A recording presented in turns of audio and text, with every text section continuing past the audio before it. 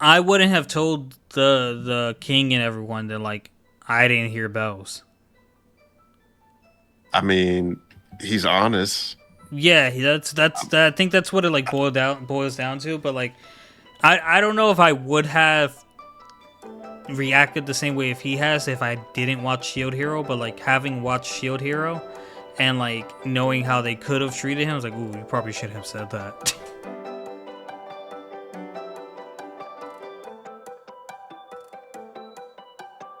Ladies and gentlemen, welcome back to Herbal Synergies, the shop. I'm your host, Sinji. With me, as always, Irby.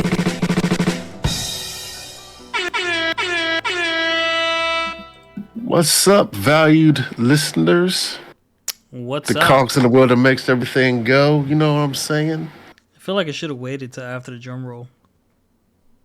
What? Nah, drum rolls to introduce me. Yeah, that's what I'm saying. I feel like I should have waited till after the drum roll would be like, ding, Irby. But like to be fair, I didn't know you were doing a drum roll. That's what I did. You're doing it, and then you're like, yeah, Irby. I was like, "Brr." Yeah. So, but anyhow, yeah, just Anywho, just make it do what it does. You know what I'm saying? not mean. What do you mean?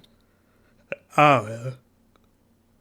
Well, you better stand for something, or else you fall for everything.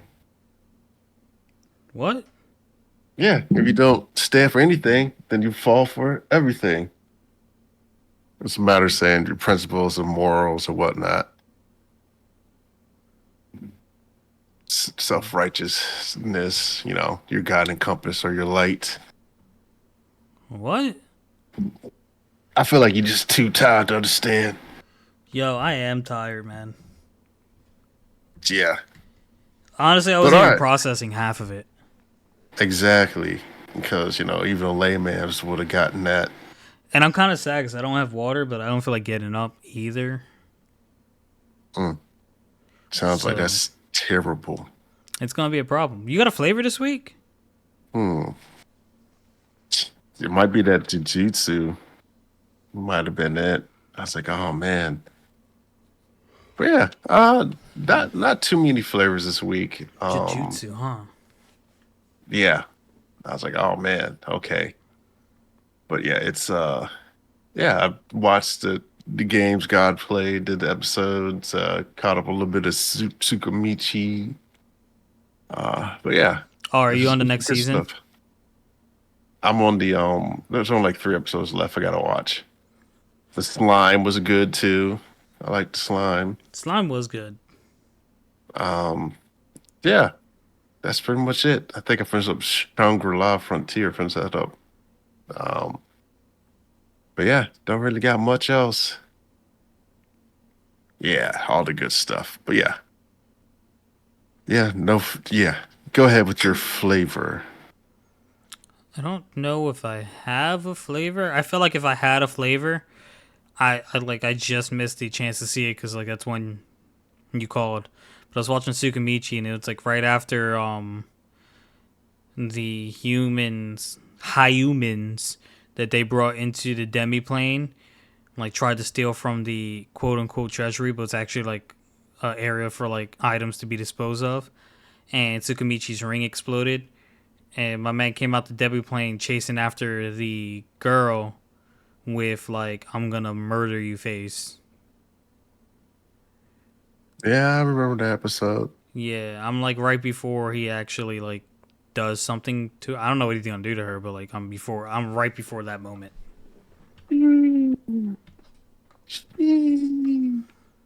Yeah, you'll see It's hard. what Like I happens. really should write them down, You but should. like there's not like I don't. I'm very entertained by the things I read, but like it's not like I read things and I was like, oh man, that's my flavor. You know what I mean? So it's like it's getting harder to pick one. I think I'm getting pickier with my flavors. Or you just write them all down and then rethink about them and then be like, oh, I'm going with this one this week. Yep. Excuse me, maybe. Yeah. Yeah. So just have a list that you can pick from, and then that way you're not down with recency bias. You're like, oh, all these. You're like, yeah, that was a good one. And you just pick it there. That was a good one. Yeah. You ready to kick this off? Yeah, go ahead, dog. Spark it up. All right. Episode 6 of Berserk of Gluttony, The Girl of Wrath. So we left off last episode. Fate was poisoned or drugged or whatever, and he got put to sleep. And that's when the gargoyles attacked. The dude from his past, whose father gave That Set. It was Set, wasn't it? I wanted to say Set, but I want to be wrong, so I just said nothing. mm, Made him a wrote it down. You medicine. might know. What's up? I said, if you wrote it down, you'd be better off knowing. You know what I'm saying? Yeah, but like to write things down is even more time consuming, and like, I don't know. nah, it is, man, it is. Cause like I don't watch an English dub. I have to like pause to write stuff I down. I don't watch it in English dub either. And you write while you're watching, or you press pause every time you want to write. I press pause, or I can look at it and write at the same time. See, I'm like confined to watching almost everything for today on Saturday and Sunday morning. Then you got enough time. That's the weekend, baby. Yeah, but like I'm also trying to like go to sleep. Well, can't win them all. No, I'll get it one day. Yeah. I'll always be bad with names. So Set made him medicine, woke him up, and like he viewed the situation outside, and it was horrible. The gargoyles were setting fire to everything. So my man Fate whipped out the scythe and started hacking and slashing away, absorbing crap, and then he found the big boss, right? The big Kahuna, the leader of the gargoyles, who had like this beam that was about to his skills level. It was a level 47 boss, and his skills was fireball and fire resistance. So Fate said, "Take your." No, he like went and slashed. Actually, just cut straight through him, and it was a peaceful ending. But like the crops were all ruined, and they couldn't do anything. So he ended up leaving, and said he was gonna go to a nearby town and raise his daughter, but also tell him, like, hey, punch me one time for everything I've done to you. And like Fate really knocked him on his ass, but like they had a they had a happy parting. Yeah. Yeah. I think Fate's scythe. It what is it? It nullifies magic and cuts through it or something too, because they had that whole little instance where he like did the attack, but like the fire didn't quite act like how it should have. But yeah. Also, I feel like that Fate uses identify, which he just let a old boy know he has abilities, which he didn't have any when he left. And old boy's like, yeah, why don't you just make a living as some person who uses identify? Like you don't have to be a warrior. And Fate's like, huh? It's like, fight because I can. I choose to fight. Yeah, really, it's And because his also, skill's gonna consume it if he doesn't. yeah, and I was thinking, why didn't Fate? He essentially was like, the village is no good. Why didn't he just be like, yo, I know, and uh, in the state you can go work for, they're probably looking for some workers. And also, I felt like Fate. I felt like Fate shouldn't have hit him, just because he was like, yeah, like how they turned the other cheek. But I was like, that's what I thought I was leaning towards. But then he hit him. It's like, yeah. I was like, ooh, okay. All because the sword was like, you really gotta slug him so you feels like you're even. And then Greed was just like, damn, you really laid it into him. Yeah, I was like, well, you told him hit him, but now you're like, don't hit him. So Oh yeah, damn, Greed's a woman. is Grease a woman? Nah, I'm just messing around. I was like, he didn't sound like a woman. You never know in anime, bro. Nah, that was little bit more baritoned, um, baritone voice there. I was like, oh, okay, Greed, I see you, baby. But Yeah. yeah, continue. So we just see over to Lady Roxy's party, and they're just talking about getting resupplied and stuff like that. And we end up back with Fate, and he dozed off. He's supposed to be protecting this dude. Group of bandits show up, and Fate hops out, but the dude's like, "Protect me!" He can't do anything. That's when the Gallia chick showed up with the big axe and like sent them all flying. And she was like, "Hey, you owe me for the kobolds."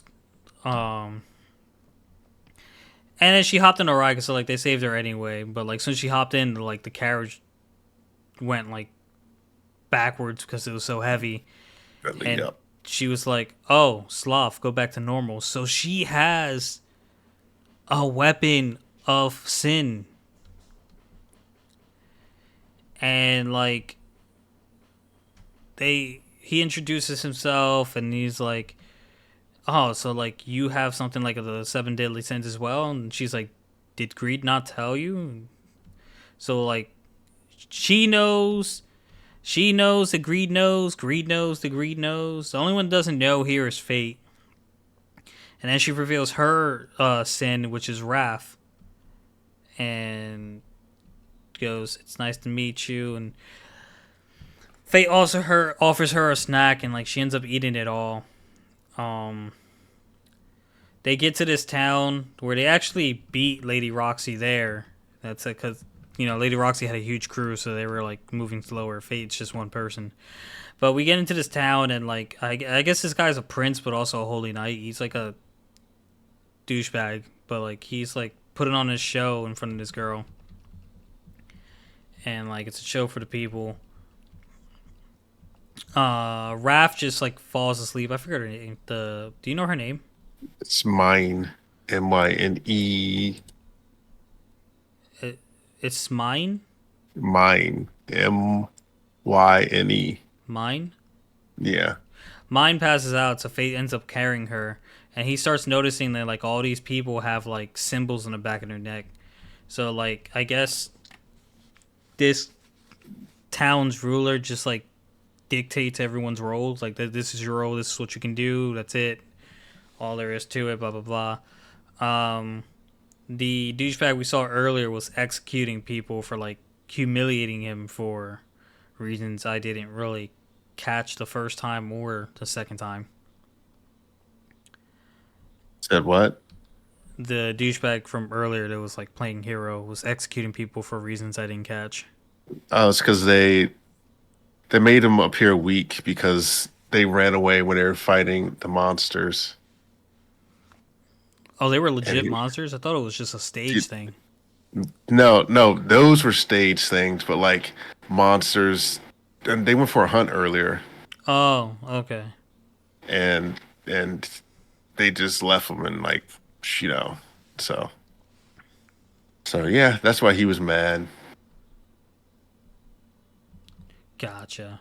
So we go back into the inn, and like Fate is talking with Greed, and Greed's like, "Oh, Fate's like, oh, you actually know these two," and it's like, we're more like old acquaintances who keep running into each other. Mine's axe is sloth, and it's like me a weapon of mortal sin. He explained like there are other sins, but you'll learn about them. Greed, sloth, lust, envy, pride. But like the thing I questioned immediately was like, there's only seven sins, and like so far everyone's in pairs. So it's like one of the if is like one person not gonna be a sin, and she's just gonna have like a sin weapon, or is like it gonna be a person of sin with a pair of sin weapons? Who knows? I don't know, but apparently Say, Fate has the most like sinful one, gluttony, and it's or it may be like what I said before, where it was like person might end up just being a weapon, you or know, that, yeah, that could be odd it. man out. Yeah, It's its own weapon. the own weapon. Gluttony is like the worst one of all because like it has like the potential to overturn the divine system of leveling. So that's our MC, and my man goes on a hunt and starts hunting sand golems, I guess. And Yeah, sand golems. he finds the big Kahuna and fires a powerful arrow at it, but like the core starts to run away, and like he shoots the core through the sand, like puts a hole in the dirt. Um, in the midst of that, Mine wakes up and like just talks to the old dude about the sand golem. So she was gonna go capture that for some easy money, but like Fate already took care of it. And Greed was teaching him how to like slowly feed Gluttony. I guess he was trying to teach him how to train Gluttony not to like want so much right away. Or maybe he was trying to Yeah, teach Fate like self control, like not how not to give into it. Like you know how like you become accustomed to like I guess. overindulgence. Mm-hmm.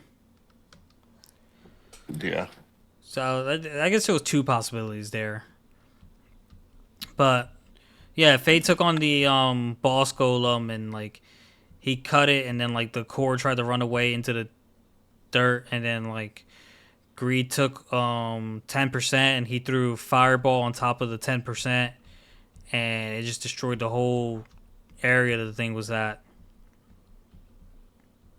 so he took 20 because he's like, it's not enough.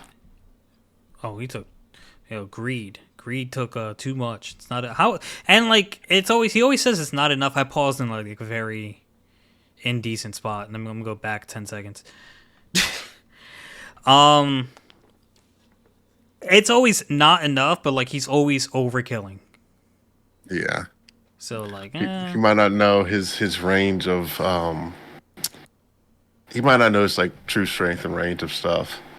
So I think he just errs on the greedy part of yeah, I need more than this type deal versus an adequate amount. possibly.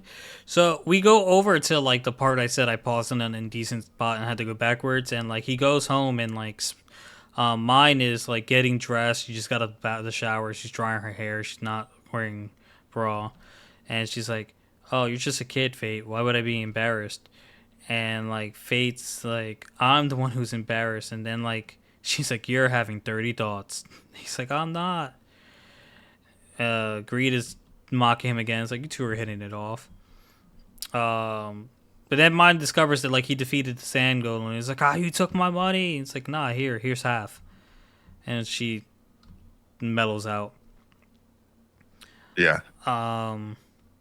The douchebag from earlier approaches Fate and was like, "Your corpse, the guy who defeated the sand golem," and just like, "Oh, what of it?" And then the guy's like, "When a holy like, give me the did he demand the reward or something?" No, he just wanted him to work Oh, for him. yeah, he said, "You serve me now." And he's like, "You have no right to refuse. When a holy knight makes a decision, others must simply obey." Um, and then Mine goes, "That won't do. He was mine first." And he's like, "A fresh little girl better off sucking on mother." He didn't even get to finish. She just took a swing at him with the axe and sent him flying like Team Rocket. Goes blasting off again. And then and Fate with the chaos she called ended up leaving in a hurry. So like even though Fate beat Roxy into that town, now he had to skip town. Yeah. So yeah, that was that episode. Yeah, not too much there. Um, I think it's like, That's how I felt about Kaiju. if you say so, King. But yeah, it was yeah, the whole blood, not blood, because the gluttony. Well, the book I was reading, vampires do that where they eventually wean themselves off of like blood, so they don't have to like always be looking for blood or whatever. So it's same principle. I feel like so Same principle. it is. The same principles. But yeah, all right. We are gonna move on into the wrong way to use healing magic. Season 1, episode 1, dragged into another world. So, this one, yeah, I started, watching this. I was like, yeah, this might be a little interesting, little something to watch. Essentially, it starts off with my boy Ken Usato, which I don't think he's too popular. He's like, yeah, I'm just the ancillary character. I was like, oh, my man. So he just goes about life and goes doing things. And the whole reason why he gets sucked into the world is because someone stole my man's umbrella. And he didn't want to walk home in the rain. But yeah, they did all the schoolwork, typical stuff, the groundwork. And he's getting ready to leave. He's sitting out there. He's like, just stop raining. And this is when he meets his two other companions, Shizune. She's like, oh, why don't you go home? And Kazuki, he's like, oh yeah, I'll give you my extra umbrella. So they all just start walking out, going home, they start talking. For some reason, all the kids think that Kazuki and Shizune are dating, but they're not. They're just kicking and relaxing outside of the school. But yeah, so they're walking through and they hear like, well, Shizune and Kazuki's like, oh, you hear the bells ringing? And Kid's like, nope, I don't hear any bells. And so he walks with them, gets close, and then he sees the circle. He's like, oh, are we being summoned to another world? What's going on here? And so they start getting summoned to the other world, and I'm like, oh, my man, he's really about it. He knows everything. So it's a good time for him. Good time for my boy. Yeah. Yeah. He essentially like loves the whole world of doing the things. But yeah, so they get there to start talking with the folks. The king's like, "Oh, we summoned you for heroes. You're our heroes. You're gonna be our saviors. You're gonna get us up out of here and fight the demon lord because we need you to fight the demon lord." And the usual stuff, because they got decimated by fighting the demon lord. And so they do the typical find your magic. They have the little hit, the little orb, and homegirl Shizune, she is just a full on like She a weeb, bro. nerd about it. She's just like, oh yeah, we're in a different world and this, that, and the other. It's like, oh, it's kind of like being reborn. And I was like, yeah, she's definitely a full on loves the stuff. Like she's like RPG role playing. And I was like, huh. Yep, they summoned to the kingdom of Linga. And so they do the whole test, and she has affinity for thunder magic. And I'm like, oh, okay, thunder. So she, which my boy, not Yuto, my boy Ken, he's like, oh, the Thunder Mage, the one where it's like, oh, the quirky Thunder Mage is always a fan favorite. So he does that. The other kid, Kazuki, he gets his light ability magic, and he's like, oh, okay. So what can I shoot? Shoot just blind enemies and stuff? She's like, no, you can shoot lasers and do this, that, and the other. And I was like, oh, okay. She really knows everything. So then it comes to my boy uh Usito. He gets to touch the magical spear to tell him what his powers is. And it turns really like green and healing aura, and they're like, "Oh, it's so pretty." And the lady, she flips out. She's like, "What? What is this? No, no, it can't be." So she's like, I gotta tell the king." So she runs and tells the king. And the kid's like, "Oh, we got to get him out of here before old lady comes in and she does this and she gets that." And like, yeah, before she shows up. They don't get out. Some ominous lady comes in and she's like, "Hey, did y'all summon the heroes?" And they're like, "Oh no, we didn't. He just an innocent bystander. You don't have to worry about him." But she did, which this is where I don't understand. This just made me mad because he's so aware to know that they're in a place in the kingdom. He's like, "Oh, you can't." Like he calmed the one boy down when he was mad about being summoned there against the will. Like for someone to be so aware, how did you not notice that this woman had an ominous presence? Well, I don't know if she's ominous. You say like intimidating, and you saw how everyone was like deferring to her. I was like, "Oh yeah, no, dude, this isn't a hero." Da da da. And then you just like, "Oh, so when are you gonna tell me what the bright magical green means?" Yup. Let me know in front of everybody. And I'm like, bro, like you just seen everyone was basically lying through their teeth to her. Like, why would you blurt this out now? I don't know, man. It's weird what they do, but like again, it's we just have something that's.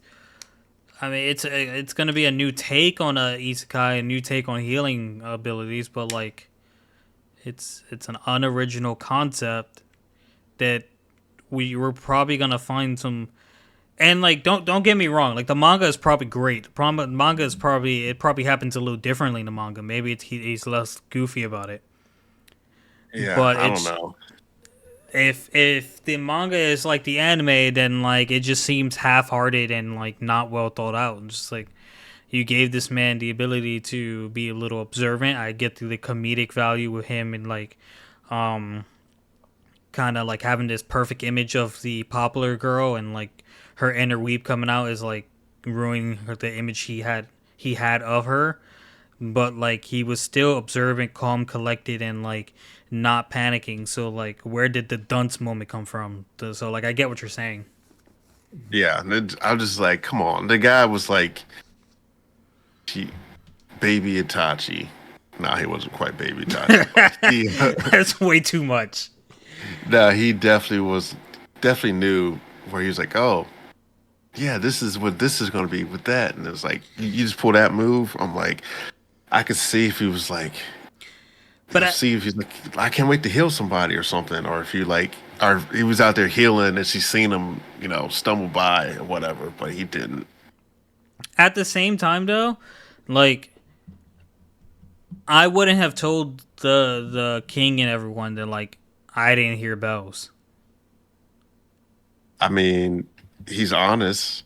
Yeah, I think that's what it like boils down to. But like, I don't know if I would have reacted the same way if he has if I didn't watch Shield Hero. But like having watched Shield Hero and like knowing how they could have treated him, I was like, ooh, you probably should have said that. Yeah, I mean, I probably would have just, left it, been a hero. Zero to hero. I need hero. But yeah, I don't, well, I guess he didn't want to fight either, but he has magical powers or an aptitude. So, but yeah, so essentially, she comes back. She's like, "You did what? It's green colored." And they're like, "Oh, get him to safety now." And she essentially kidnaps him or abducts because he's not a little kid. And yeah, that's it. Said you're going to be trained under me now, and we are going to do this, that, and the other. And let's go. You're my new student, a new pupil. So You're yeah, mine. end of the episode.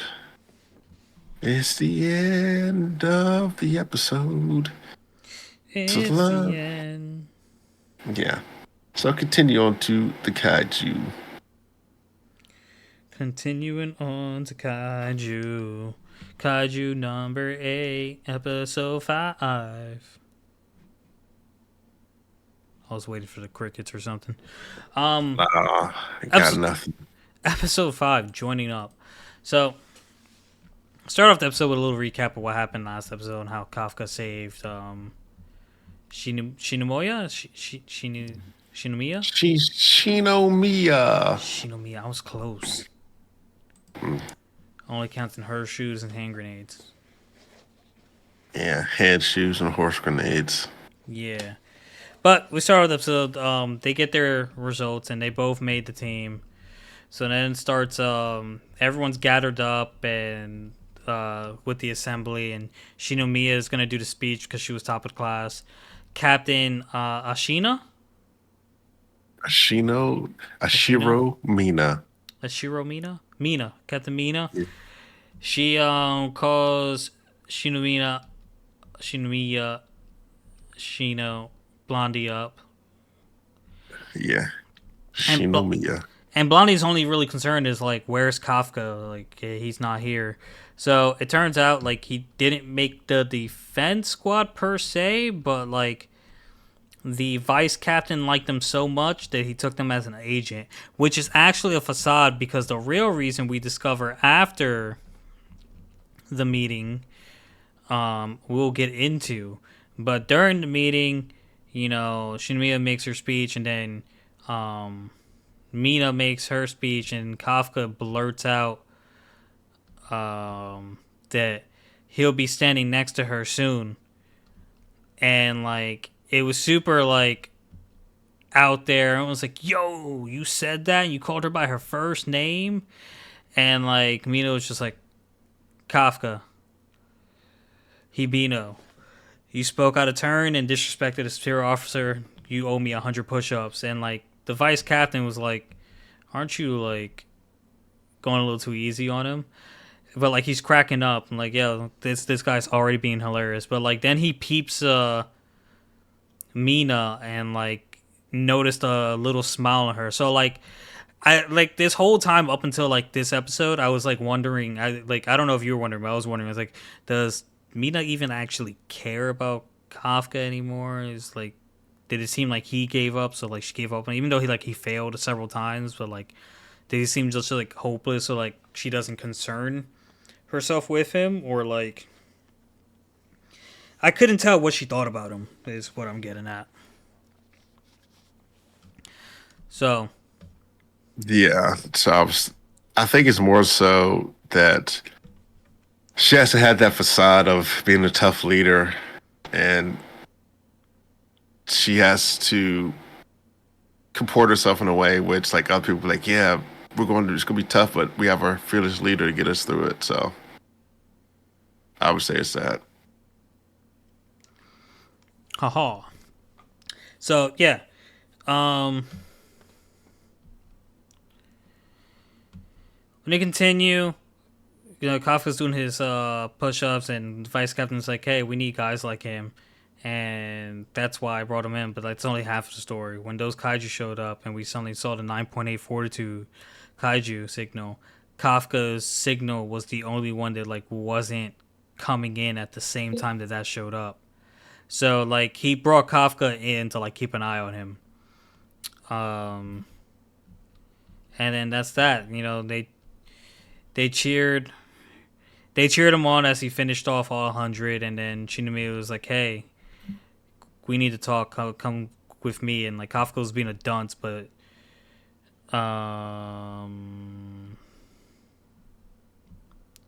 shit, Ichikawa. That's his name. Ichikawa like knew right away what he was saying, and like she finally lost patience. Like, "Come with me."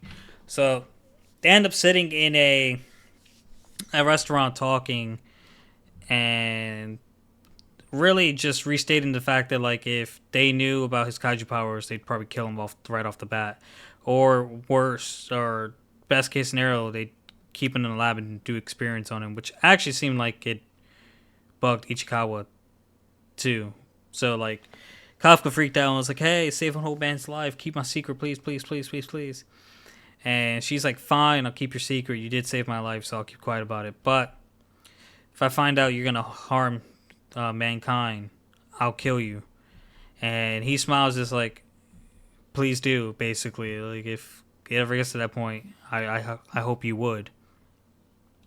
So then they start training and like running drills, and Ichikawa's got like a rivalry going on with pink hair dude who has a loud mouth, and I guess blue hair and yellow hair guys have a rivalry going on together. Izhara Yes, and and Kafka is just Kaguragi is she, the other green hair guy. Shinomiya unleashed 55% of her suit, and like she's on a league on her own. Meanwhile, Kafka's also in a league on his own, but like he's at the very bottom. He's just happy to be passing. Yep. And they end up in the bathhouse. They're just chilling and like they're showing off muscles. And Kafka stands up and he shows off his muscles. Like, oh man, you got some bulk. But then he exhales and his stomach comes out. Yeah. And dude's laughing. So you can't be on the defense force with a spare tire. Ishikawa's laughing. And they're just having a good time in the shower. But then like dude with the yellow spiky gold, almost gold spiky hair comes in, and he's freaking ripped, and everyone's just like, "Oh well, I guess we're just scrawny." Um, we go over to a scene where Shinomiya is like going into like a laundry slash changing room, and Captain Mina is like finishing up her workout and drinking juice. Um, they have a little awkward conversation, but then like Shinomiya show asks her for like some pointers, and she said, I'll give you some, I'll give you like some tips on like what I do to work out." So we go back to all the guys in the bathtub, and like they're asking him how he knows the captain, and he tells them the story on how like you know his childhood and the promise they made. And that's when they start swarming him and ask him all these kind of questions about her. And they all stood in the bathhouse way too long. But it looks like Ichikawa was smart enough to get out. Yeah, he's probably one of the smarter ones. Mm-hmm. They continued on their drills, so with Kafka barely keeping up almost always. You know, they were really like starting to get along like almost like family, I would say. And they just this episode was all about training basically. When you get towards the end, Kafka is studying because he can't like he doesn't want to get left behind. He has to like work extra hard because he's older than everyone else. So like he's gotta work twice as hard. So it's like in the middle of the night, and like the vice captain's like, "You're working hard, but like you need sleep too. You got to be ready for everything, and like don't get too close to people. You never know what might happen out there in the battlefield." And then he like confronts him about what he said. Like, "Hey, when you said you stand by the captain spot, does that mean you're trying to steal my vice captain spot?" And like Kafka gets like a little flustered by it, and he goes, "Yeah," but like then he doubles down. He's like, "No, I mean it. I'm gonna make it happen." So the vice captain goes, "Fine. You got 2 more hours. Keep doing what you're doing. Turn off the lights and leave the door locked when you're done. But also, I'm not gonna let you have my spot next to her." So it seems like everyone kind of has an infatuation with the captain. Um, but like as soon as he leaves, an alarm goes off, and like it's time to get to work. So we'll see if this is a training drill or like an actual thing Oh, coming it's up. an attack. What's up? It's an attack. It's an attack. It's a Mac attack. Yeah. Shall we get into some jujutsu? Yeah, we can. Turns out that it wasn't Gojo that came back. It was Yuta that came back using. He had Rika take Kenjaku's ability so he could transfer his brain over So essentially, Yuta is going to get at least 5 minutes to fight Sukuna. If not, he just has to live in Gojo's body for the rest of his life. They came on whole other different scenarios, but they're fighting. He's doing the stuff, and I was like, "Oh man, I never thought it was Gojo." So Gojo's dead. Yes. That's Yes, it sad is. though. Yeah, and they were distant cousins too. Gojo was of a lesser family though. But yeah, good episode. He came back using the domain. He was like, "Yeah, Gojo figured out Sukuna's weakened ability or how to defeat Sukuna," and so I don't know if he passed it along to him, but yeah, it's there. It's setting up to be epic. Kind of sad they killed Gojo though. How sad are you? I'm real sad because he was the strongest. You weren't sad about my girl. No, she was dead weight. She was Sakura light. Yo, how dare you? I mean, she's okay. She wasn't. She did get some kills. She She wasn't was at completely least better than useless. Sakura. That's kind of wild. Well, to be fair, Sakura's not bad either. She She's just was not. She's annoying. just a lot. Yeah, and like she's super annoying for how much like attention, unnecessary attention. Like Sasuke never gave her a reason to make her even believe that he would reciprocate her feelings.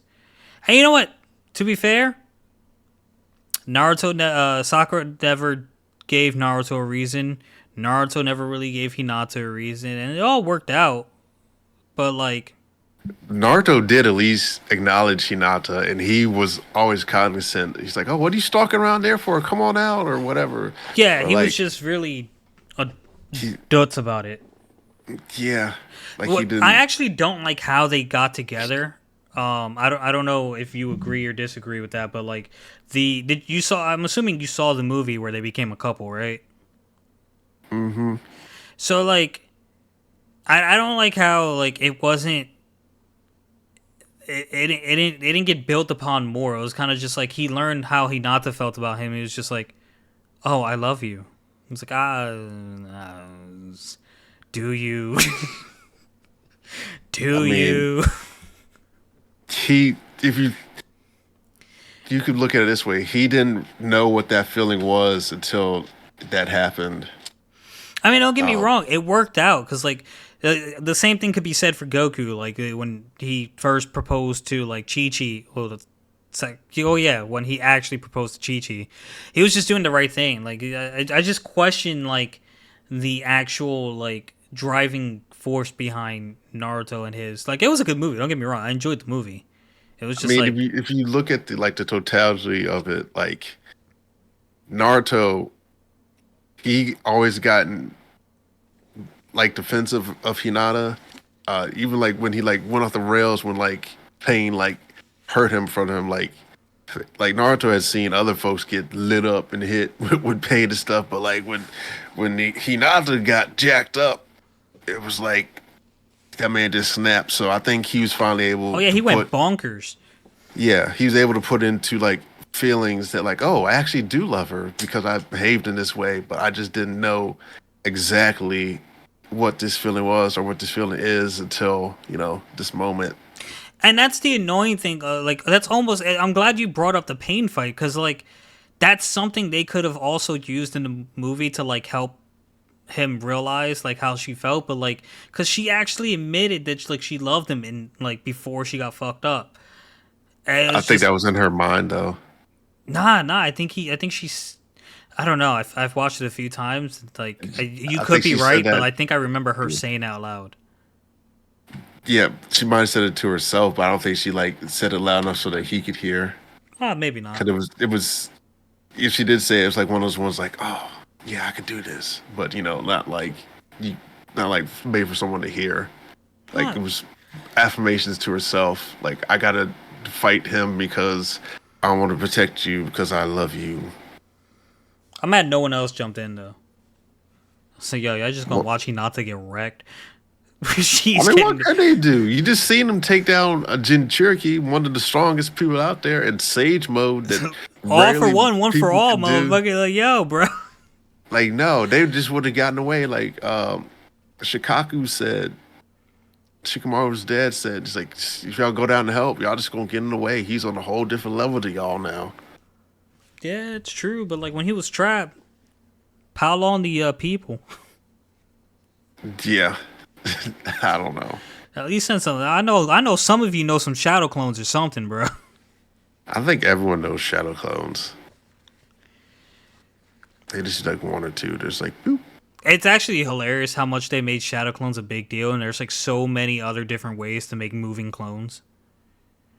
The only difference between like shadow clones is like you can decide. I think if I'm remembering correctly, you can decide how much chakra a shadow clone has or something like that, or like it always gets like an even split. Yeah, they essentially they're like it splits the chakra each time you make shadow Yeah, so clones, that you and never know. Whereas like a water clone, you can if you use like something like a Sharingan, you know which one's not a water clone. yeah, but yeah, the shadow clone is that, and the fact that like you could choose when to release them, and the fact that like you can use it to gain information. I think the other clones are just like they're just non-entities. Like the, they can be physically there, but they can't like grant you any information, Mm-hmm. or you can't really like use them to like communicate. But You yeah, und- you wonder you ever wonder why? Damn, I'm on a tangent. I'm like completely derailed from Jujutsu. You ever wonder why like Naruto instead of like using shadow clones to like be with his family, he didn't use shadow clones to like be the Hokage on important occasions? Like I obviously think it it. was for the plot, but like I think it also had to do with like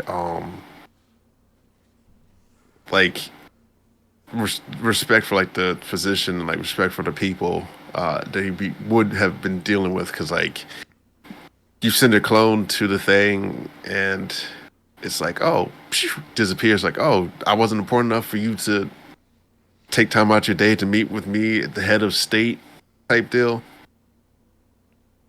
but But yeah, ultimately, right, like I feel like people should understand like ultimately if all the Kages learned like Shadow Clone, you can be at any meeting you wanted to be in. All you have to do is undo the jutsu, and you have all the knowledge you need to know, and like you're never in a position where your village is in danger, and you're not there to be a Hokage or be a Kage. yeah, yeah. I mean, it makes sense, but it's like, you know, it just doesn't work that way. Yeah, but shall we carry on? Yeah, ain't nothing to carry on. That was it. Oh, that was it. You got Jujutsu anything was else? it. Nope, I got nothing. All right, guys. Well, that's gonna do it for this episode. Thank you so much for listening. If you enjoyed, like, comment, subscribe, and we'll catch you next week. Peace. Peace.